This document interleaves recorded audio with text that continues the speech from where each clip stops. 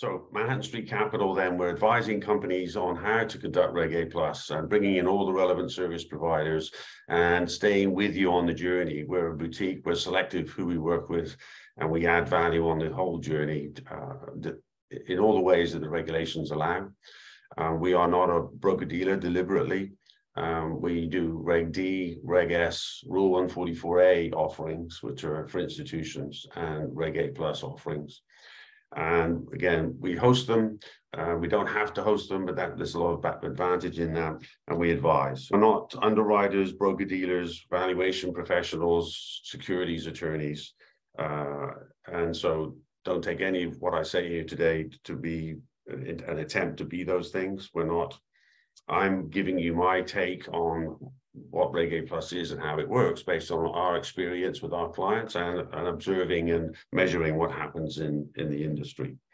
Again, we'll be recording this and sending it to all the people that confirmed their attendance to this webinar.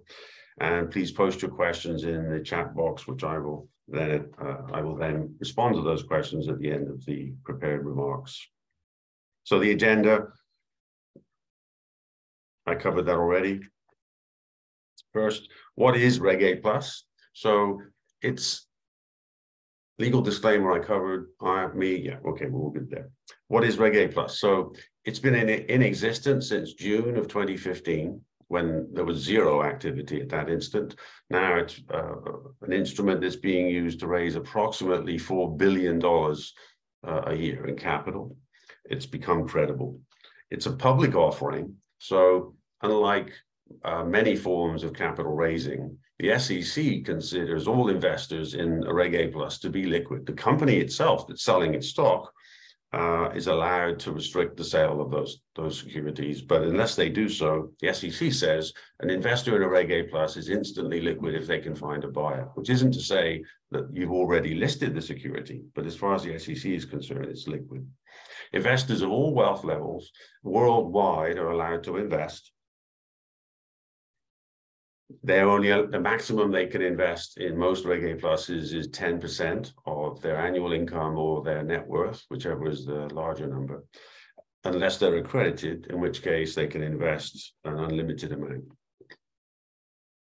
It's for US companies and also companies headquartered in Canada. International companies can set up a US entity and conduct an offering in the US, as long as they're not just raising the money here to ship it abroad. They have to do material business in the US. You have to market a Reg A Plus, unlike an S1 IPO, where you have a quiet period once you file your registration with the SEC, and until you raised all of the money, you're not allowed to do any special marketing. It's the precise opposite in a Reg A Plus. It's designed to allow companies to market themselves, as long as they do it legitimately, to raise money online. And it is an online instrument. To conduct a Reg A Plus, each company must file what's called a Form 1A with the SEC, requesting permission, essentially, requesting qualification by the SEC to conduct that offering. And that filing is a legal document. It's about 10% the complexity of an S1 registration. So it's a lot easier burden to prepare. And if the company has existed 2 years or more, then it's necessary to file make with the filing 2 years of US GAAP level audits must be included. If the company's only existed 3 months, then you have a 3-month US GAAP audit requirement.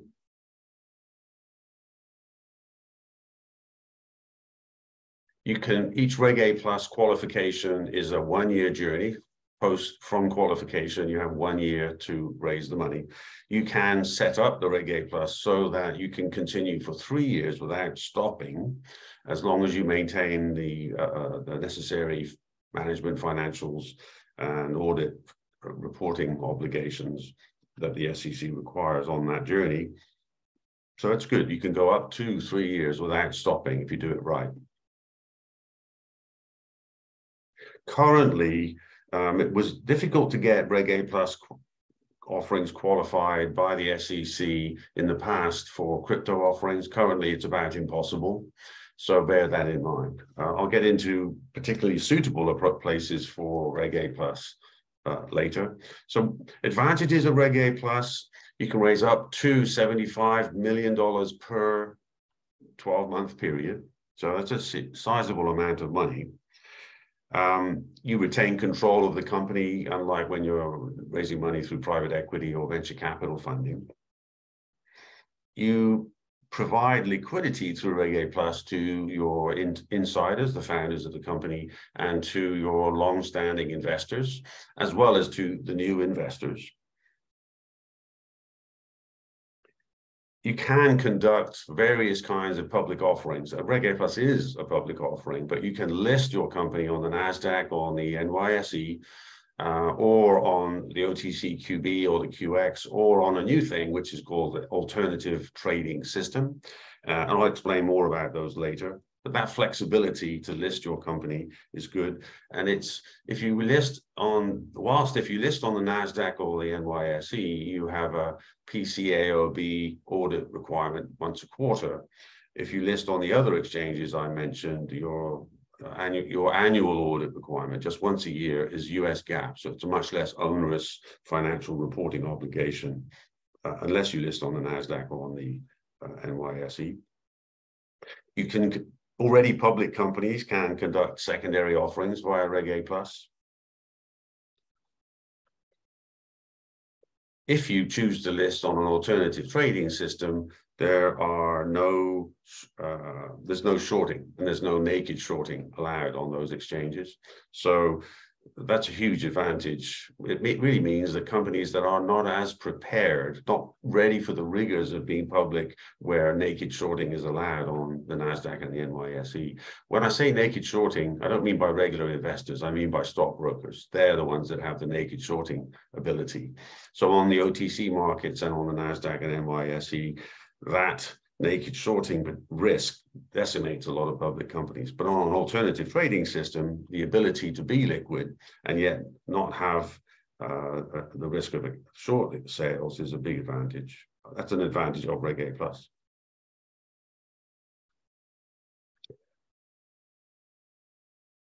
You can change the valuation of your offering, as most of you will know. In many instances, you can't really change the share price and the valuation of your capital raise partway through, but in a Reg A Plus, you can. That's a nice thing. You could typically valid, credible companies that are succeeding raising money in Reg A Plus usually will carry a higher valuation than they would have if they had raised money from venture capital or angel investment sources. So much less dilution is a big advantage. And a couple more advantages, because we're marketing these offerings online to Main Street investors, and because it turns out Main Street investors, many of them are optimists, and they're investing largely on their smartphones. It's a lot different dynamic. It's a lot more friendly dynamic, as long as we're marketing offerings that appeal to the Main Street investor. And I'll get into that later. So the ability to raise money from a less skeptical audience and to do so easily, with it being convenient for them and providing democratic access to capital for them, is a serious advantage of Reg A Plus. Because in many instances, they haven't had these chances to engage and get involved with companies that they love.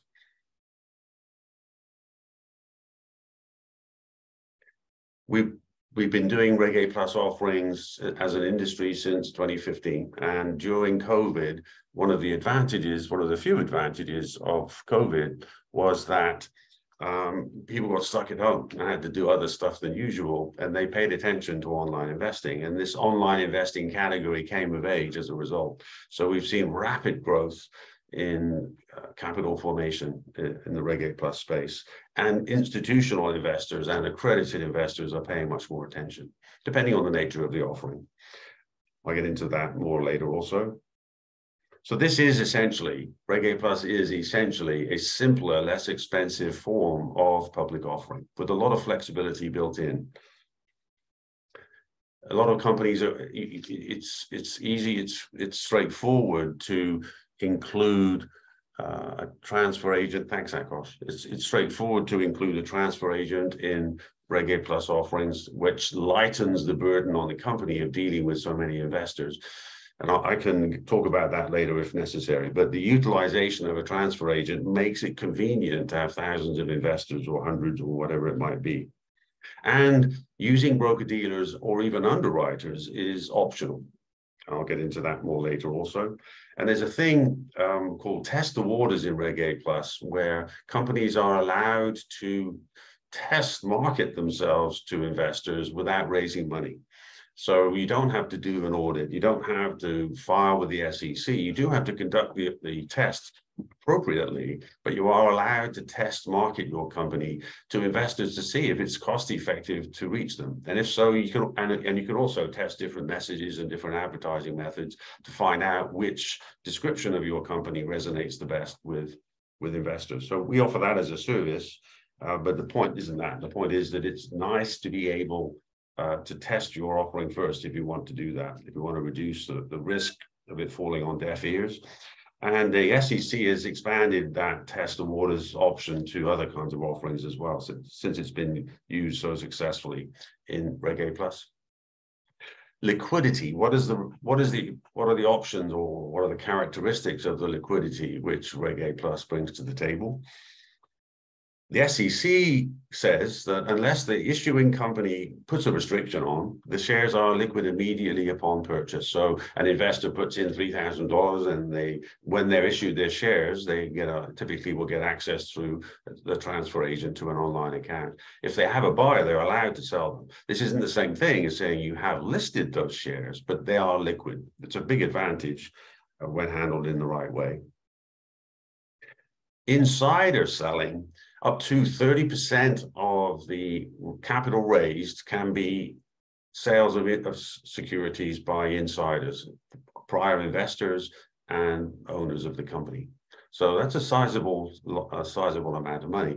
You know, obviously, if 30% of the whole raise is going to insiders and they're all founders selling out, that isn't going to strike. That isn't going to give a lot of confidence to investors. So, I don't recommend you jump on that too quickly. But the ability to utilize this feature is a good thing. The ability to have selling insiders as a part of the offering, where you're not restricted to when was the most recent audit, when was the most recent management financials. If it's 30% of all capital raised this week, next month is distributed to the selling insiders. Another thing that isn't, I think, widely known about Reg A Plus is that this is a public offering. As far as the SEC is concerned, it's actually a public offering. And as a result, all of the securities in the company become liquid, which is to say the insiders who own those securities are now allowed to sell them as long as they've exceeded their Rule 144 holding period. So you go through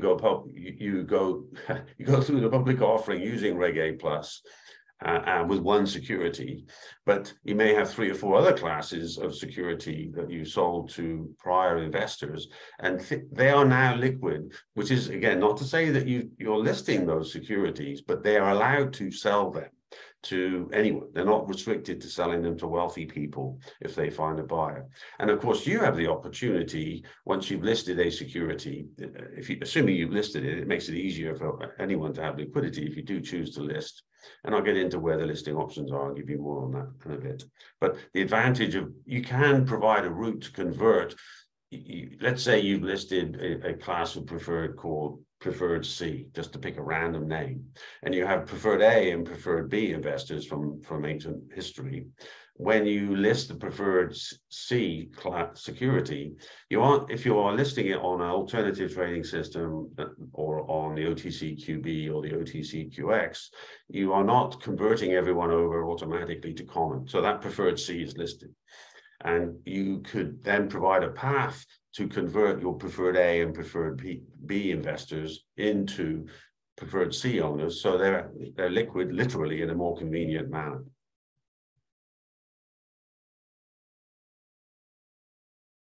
Post-offering, And for that matter, during the offering, but really post-offering, once you are in a trading situation that you have liquidity in some way, then the insiders are allowed, the insiders who are principals of the company and investors that own more than 10% of the company, they are insiders, and the SEC places heavy restrictions on when sales can be made and the amount of sales that can be made, right? So it's easier for them to raise money via being a part of the raise than it is post-raise when listed, because as is the case with companies, all companies that in the US that are listed on a trading exchange, the SEC restricts the ability of insiders to sell to, right after the audit's published and things of that ilk. I'm not going to get into excessive detail about that, but that's obviously a restriction. You are not required to list your company just because you do a Reg A+.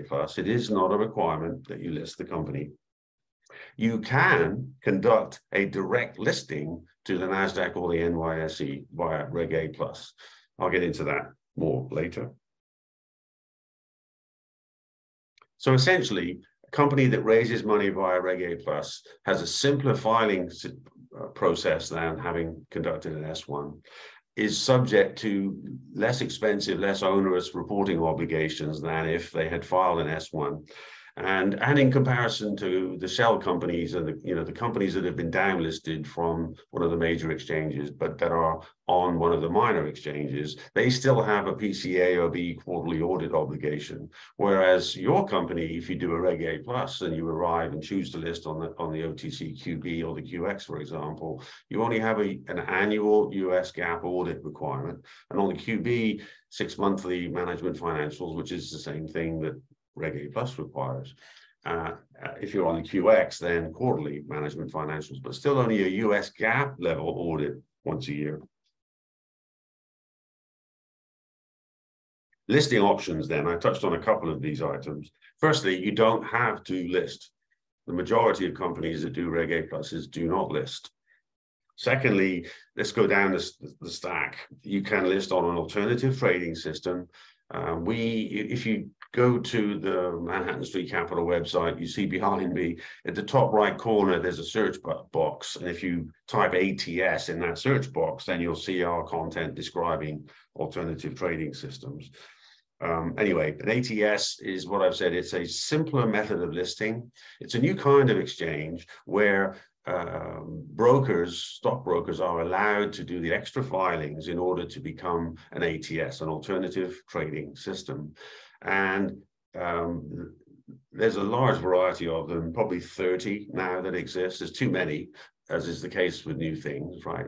But that'll settle down over time. You can even get a private labeled ATS that you would use just for your investors in your company. Not to say that that's inexpensive. The level of integration that you would use and so forth will make it more expensive. But the point is that ATSs exist and that you have the same audit requirements as your Reg A+ already does. So US GAAP audit once a year, 6 monthly management financials in the main. Once you've raised enough money and have enough liquidity to satisfy their requirements, and their requirements vary depending which ATS you're talking with, then you can list your stock there. You still have to file with the states for secondary market resale. So that's about $10,000 a year cost to do that. And I would say different ATSs charge different fee structures. Some of them are more efficient in trading fees and so forth. But you can get about a $10,000 listing fee and about $10,000 a year to stay listed on an ATS. You can pay more than that, of course, but I do know there are a number that are doing it around that price. So the big advantage, though, the downside of these ATSs is that none of them have huge liquidity, and you're not going to get insanely high valuations, of course. That's the downside, straightforward and understandable. The upside, though, is that unlike on the OTC markets and on NASDAQ and NYSE, stock brokerages are not allowed to make naked shorts. So management is going to spend a lot less time worried about defending the stock price when you're on an ATS. So you're providing liquidity to your investors. And if you're continuing to raise money via Reg A+ whilst listed on an ATS, which is a good thing to do, then you're establishing a price in the market by your marketing. And obviously then it's down to you to deliver with the company, deliver good results and communicate sufficiently to your investors. You are able, in a Reg A Plus, as far as the SEC is concerned, you're able to list in Canada, you're able to list internationally. And, you know, Asia has a number of exchanges that you can list on, and so does Europe. So that's another option to consider.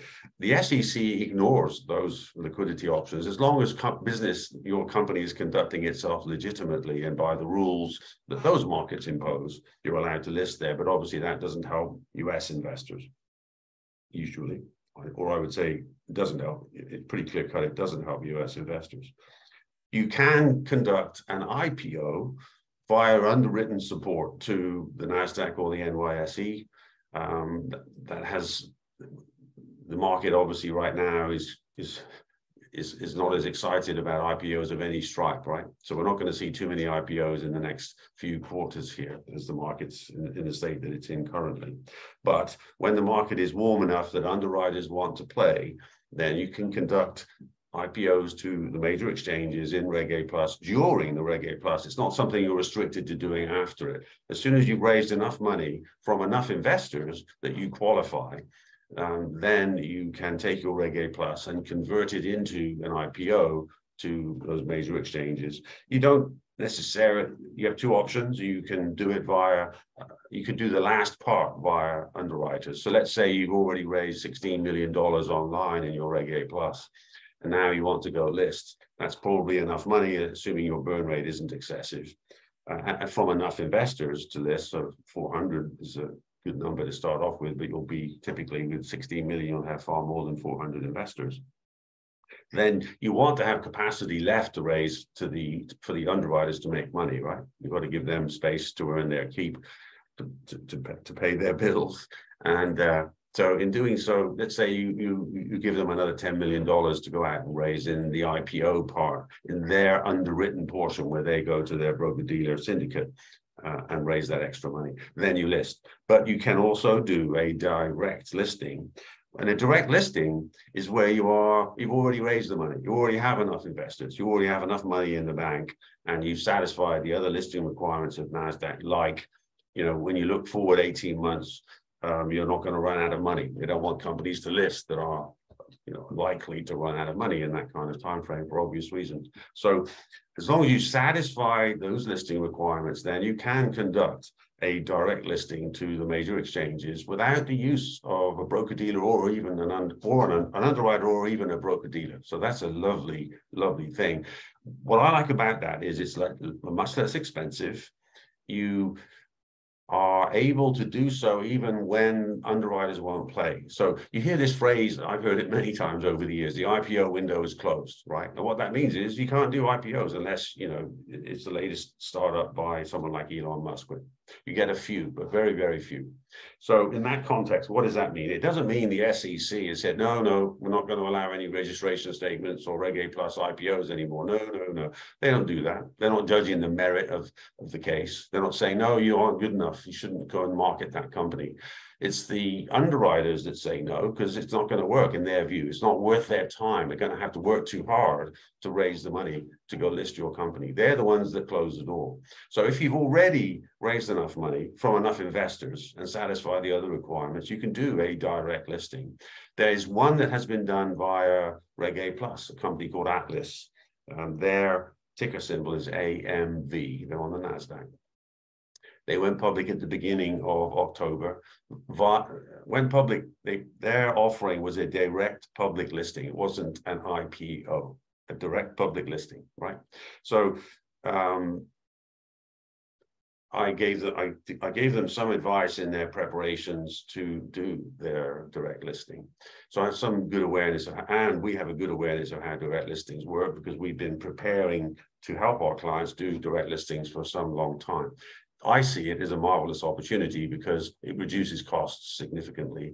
And again, if the company is strong enough and the marketing for it is strong enough, if the investor interest is there, that you already raised the money, then you can go and list on the NASDAQ. You just got to make sure you're prepared for the rigors of being a public company on a major exchange, of course. But the opportunity to do it this way there haven't been a large number of direct listings in total via the NASDAQ or the NYSE, but those that have gone so far, almost all of them have been much larger companies, and they usually involve underwriters that they were paying less. So they weren't making huge savings because it's a new space, it's a new area. We're doing it on time. Pretty good. Okay. Reporting obligations, I've touched on this, but there are two types of Reg A plus, tier 1 and tier 2. Virtually nobody does tier 1. It's around 3 or 4% of capital raised. It's mostly done by banks and a few companies that are able to raise money in one state or possibly 2 states. So forget tier 1, it's almost never relevant. Tier 2 goes from zero capital raised up to 75 million. There's a regular misunderstanding that it starts at 20 million. It doesn't, it starts at 0. So for tier 2 Reg A pluses, then you have an ongoing obligation to produce a US GAAP audit once a year and 6-monthly management financials in US GAAP format every six months when you're not producing the audit. And any material event in the company must be reported. So this is a very non-onerous reporting obligation. If you choose to go to the NASDAQ or the NYSE, then you have to live up to their requirements, which is and the SEC's requirements, which is quarterly PCAOB level audit. So it gets a lot more expensive with that. But if you compare going to the OTC QB or the QX, for example, where there is a lot of liquidity, then you are only doing a US GAAP audit once a year, compared to companies that were demoted from the NASDAQ or the NYSE, where they have this quarterly PCAOB audit obligation. So it's a big advantage in that way. Costs. So we'll get into the schedule in a moment, then we'll get into the marketing and nuances around application of Reg A plus, use of Reg A plus. Realistically, if you assume a simple audit, then the total costs of getting yourself to the point that you're qualified by the SEC is going to be about $150,000 or more, maybe a little bit less, if you've got a sweetheart deal with the securities attorney. But take that number as being a reasonable estimate of what it costs to get qualified, assuming you're not doing something heinously, weirdly different, or a crypto offering, because a crypto offering may never get qualified by the SEC. But for companies that are doing straightforward things, then the likelihood is that it's going to cost about $150K to get through the journey with a simple audit. If the company has messy financials that go back for more than 2 years, then it's going to cost you a lot to get the audit done, to get your financials in order, and that's a hugely variable number, right? But that's a good guide to you as to the front-loaded costs. And then to raise money once you've gone live, and I'll get into the timing in a moment. To raise money once you've gone live, then you are using advertising instruments and email and so forth to solicit. And if you have customers, then you're able to insert the opportunity to become an investor on your website. And if you have online transactions, then every one of those is an opportunity to invite your customers to become investors. So you could do, by leveraging your existing business online, that is basically free, right? And that marketing expense is almost free. And the biggest expense in these online raises is marketing. By far, the most significant expense is marketing. So when we come to the total cost of doing a Reg A plus, the least expensive that I'm aware of is about 3%. And that was really no marketing from a company. And this is my estimate, not their number. They haven't given me a number, but based on my discussions with the company, VidAngel raised $10 million in 12 days live to investors. They did that by emailing their 30,000 happiest customers. And they are a consumer-facing company. They raised this money a few years ago. They had to break the raise for a couple of weeks to sort out a logistics problem. But the total time alive to raise money was about 12 days, and they raised $10 million in that time. Again, because it was such a small number, because they didn't have to advertise. They didn't do advertising. Then, I would say if you're raising enough money that the fixed costs get measured out over a large enough raise, so say $15 million and up, then the total cost of your Reg A Plus, including everything, if you're prudent, of course, you can spend too much. You can bring in broker-dealers that you overcompensate. You can bring a company through Reg A Plus that isn't ever going to be successful because of the nature of what it does, and I'll get into that in a little bit. But if you're doing if you're raising money for a company that has the right kind of appeal, where Reg A Plus is a good instrument to use, then I would say 10, 12%, maybe 14% total cost is reasonable, assuming that you're not, going overboard in places you shouldn't go overboard. You're raising money usually over a year. If you rush to raise the money quickly, it's going to cost you a lot. The marketing expense will skyrocket. Obviously, there are exceptions to that. If you've taken lots and lots of non-binding investment reservations, we have a client company that is doing so and has had great success, has more than $25 million of reservations at this point after just more 2 months or 2.5 months taking reservations. That conversion process will be rapid. To the extent that people do convert, that'll be a rapid process, obviously. But otherwise, when you're advertising, when you're drawing in investors through advertising spend, and you try to rush it, it's going to cost you a lot of money, because the advertising vehicles, they don't give you volume discounts. They do the reverse. They raise the price when they see you spending more. Okay, schedule. Many variables here, and the biggest item is the audit, right? If you've got if your finances are in a mess, it's going to take a lot longer. So the critical path item can be the audit, but in the case that the audit's already done, or that the audit is straightforward, then 2 months to get ready to file with the SEC is a reasonable time frame, assuming management is paying enough attention. And 2 months to get through the SEC is a reasonable estimate. So 4 months from starting the process to being qualified is very doable. We've had 3 or 4 clients, companies that were qualified in a week by the SEC, or essentially qualified almost immediately. That was a mix. The SEC seems to like Reg A Plus. I couldn't have said that 5 years ago, but the SEC does seem to like Reg A Plus when it's a conventional offering. It doesn't have weird characteristics attached to it. And so that's part of the reason. And another contributing factor has been during the SPAC phase, there were so many IPOs that the SEC was spread very thin, and they tended to qualify offerings that were straightforward quickly, and the very complicated offerings would be deferred until later. So they did a really good job in my book during COVID to do things to increase their productivity, to qualify offerings more quickly, and S1s for that matter, S1 IPOs. So it could be less than 4 months, but 4 months is a good guide as to time. And then once you're qualified, you start marketing via whatever method it is, right? To your customers, to email lists if you've got special, wonderful, high-quality email lists, and obviously via advertising outreach and leveraging the press and social media. So starting that process month 5, and you have 12 months in that first year to raise money, and you can extend it if you want to. That's the nature of the beast. You don't spend much money in the beginning on advertising, because in the very beginning, month 5, you don't know the ideal targeting, you don't know the ideal messaging, and you don't know if everything about the offering page setup is perfect yet. So we use heat mapping to help with that, for example. So when people like content on the offering page, we can see their activity. When they don't like it, we can see that activity. When they're confused, we can see that too. So we can do a lot of tuning of the content to optimize it. And all of that, all of the component parts, the advertising, the content, the key messages, the offering video, all these things matter intensely. On the schedule front, you need to be aware that when you involve a broker-dealer, then you involve FINRA. And FINRA is these days a lot slower than it used to be.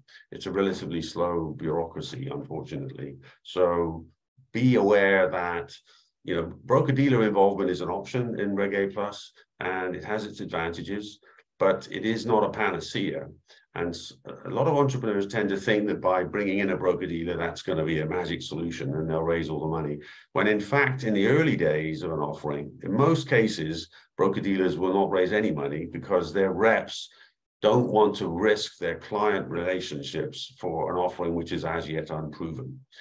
Because if that investor were to invest, say they put in $25,000 or something, and then later that offering does fail, then that isolated investor amongst a handful of other ones won't be very happy, right?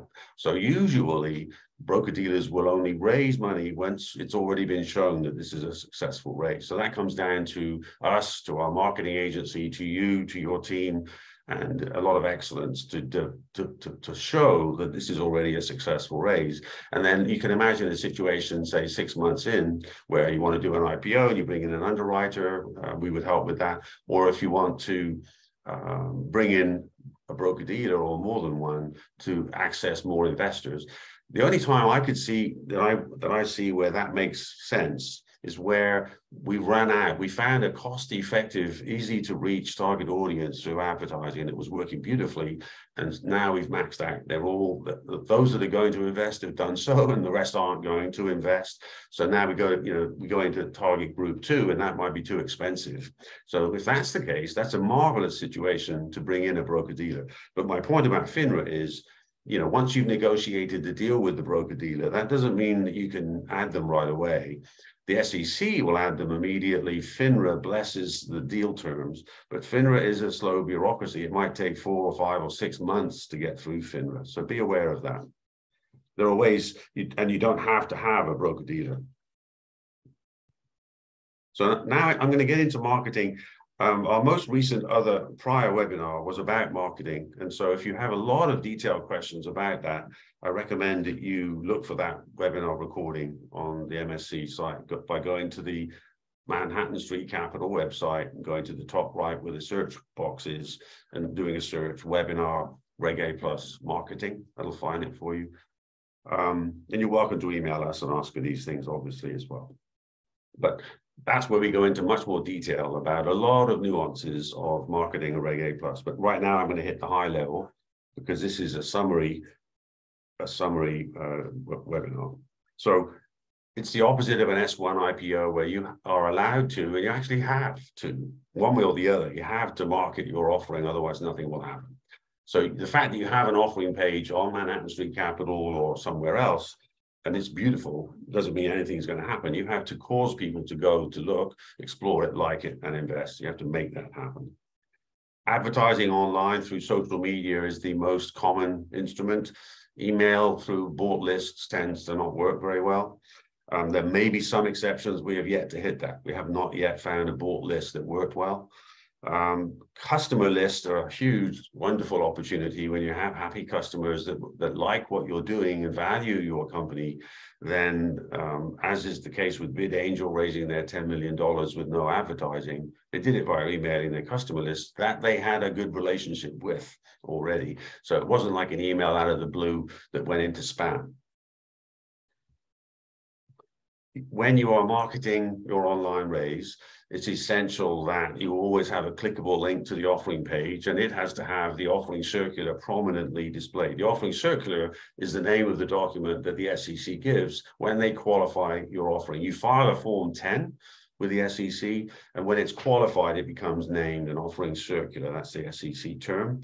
And it's there and has to be there for all investors to see. And when they invest, they have to read the offering circular and check a box to state that they've read the offering circular. Not to say that they are always reading every page in a 120-page document, but from an SEC regulatory standpoint, all the marketing goes to the offering circular, or at least to an offering page which prominently displays the offering circular. So the investors are fully informed when they invest.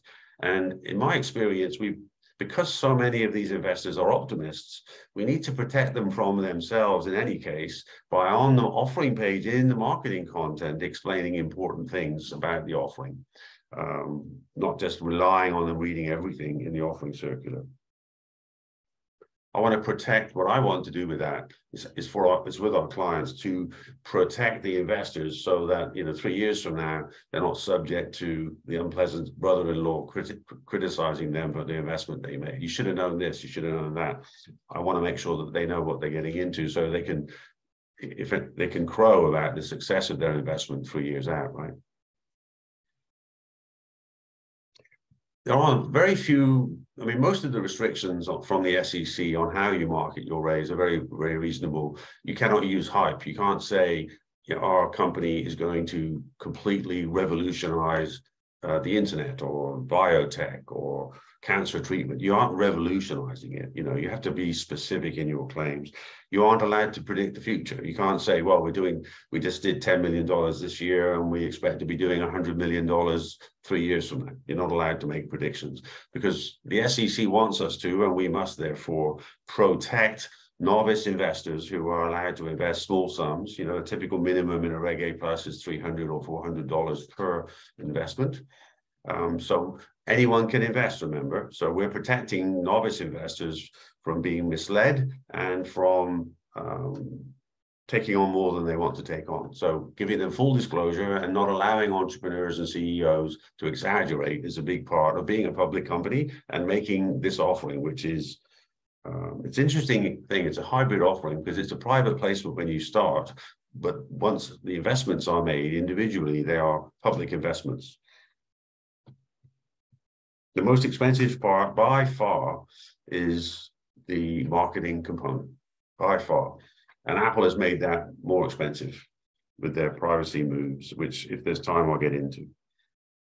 The nature of Reg A plus investors is that the majority of the money, the easiest to reach audience are people who didn't have the option to do this before. So accredited investors now engage with Reg A plus far more than they used to because it's become credible as a capital raising instrument. But the easiest to reach people are Main Street folks. You know, only half of you